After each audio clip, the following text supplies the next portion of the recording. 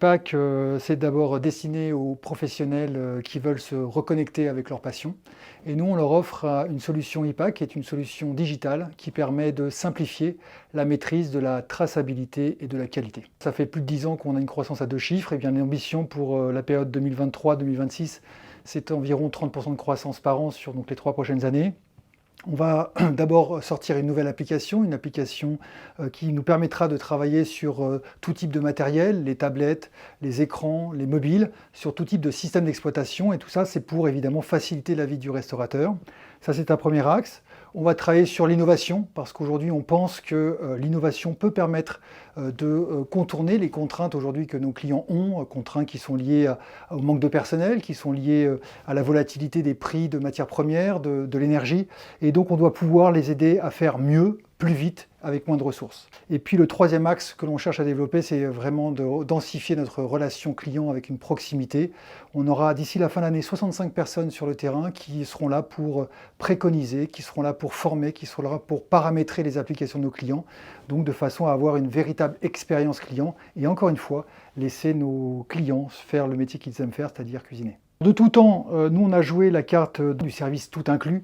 On n'est pas une vendeur d'applications, on met en place du matériel, on préconise des modules applicatifs et puis derrière on va paramétrer, on va former nos clients, on va les suivre techniquement 7 jours sur 7. Donc on a vraiment ce service de proximité. Le deuxième axe, c'est nos collaborateurs qui sont 7 jours sur 7 à disposition de nos clients. Et puis le troisième axe, c'est clairement le fait de pouvoir accompagner nos clients sur 35 pays, puisqu'on travaille avec des groupes sur 35 pays.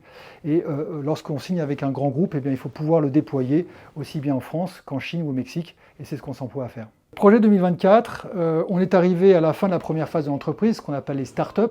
Là, on passe sur la phase numéro 2, qui est donc le scale-up. Et donc pour ça, il va falloir industrialiser nos process, il va falloir travailler sur nos systèmes d'information, ça c'est en interne. Il va falloir aussi travailler sur cette capacité à pouvoir produire la même chose à l'étranger dans les différents pays d'Europe que ce qu'on fait en France. Ça c'est aussi pour l'interne. Et puis les deux autres projets qu'on active, c'est la consolidation de nos présences européennes, l'ouverture de 2 pays en 2024, probablement l'Italie et le UK.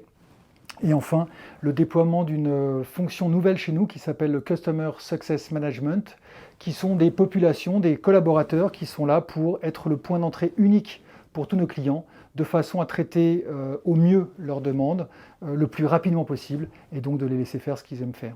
Écoutez, je suis hyper heureux d'être là ce soir parce que j'ai vu cette brochette de talents qu'on a et je pense qu'on va d'abord prendre beaucoup de plaisir parce que ce sont des gens qui délivrent avec leur passion du plaisir et puis je pense qu'on va apprendre beaucoup de choses, tant sur les innovations, les créativités et tous ces faits de société. Donc je suis vraiment ravi d'être là.